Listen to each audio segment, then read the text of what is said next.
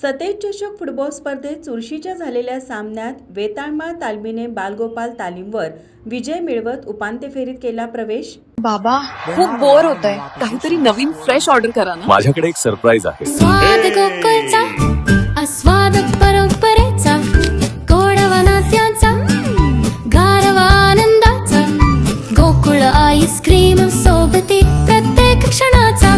Gokul ice cream. पाटाकडील तालीम मंडळ आयोजित सतेज चषक फुटबॉल स्पर्धेत आज वेताळमाळ तालीम मंडळ विरुद्ध बालगोपाल तालीम मंडळ यांचा सामना झाला। पूर्वार्धात दोन्ही संघाकडून जोरदार चढाया करण्यात आल्या, मात्र गोल करता आले नाही। वेताळमाळ संघाच्या रेहान मुजावरच्या फ्री किकवर आकाश माळीने मारलेला फटका गोल पोस्ट जवळून गेला, तर बालगोपाल संघाच्या 2 संधी वाया गेल्या। मध्यांतरापर्यंत सामना गोल शून्य बरोबरीत राहिला। उत्तरार्धात गोल करण्यासाठी दोन्ही संघांनी आक्रमक खेळ केला। सामन्याच्या 49व्या मिनिटाला वेताळमाळ संघाच्या राहुल पाटील याने मैदानी गोल करत वेताळमाळ संघास 1 गोलची आघाडी मिळवून दिली।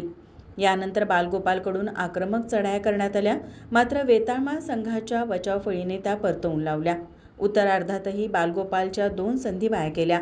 संपूर्ण वेळेत बालगोपाल संघाला गोल करता न आल्याने हा सामना वेताळमाळ तालमीने 1-0 गोलने बालगोपाल तालमीचा पराभव करत उपांत्य फेरीत प्रवेश केला। वेताळमाळ संघाकडून शोएब बागवान, सर्वेश वाडकर, आकाश माळी, आकाश मोरे यांनी, तर बालगोपाल संघाकडून फेला, ऋतुराज पाटील, अभिनव साळोखे, रोहित कुरणे, देवराज मंडलिक यांनी उत्कृष्ट खेळ केला।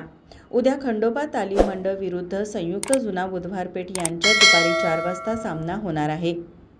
माझा महाराष्ट्र न्यूजसाठी नाज अत्तार, कोल्हापूर। ताज्या घडामोडी पाहण्यासाठी माझा महाराष्ट्र न्यूजला आजच सबस्क्राईब करा।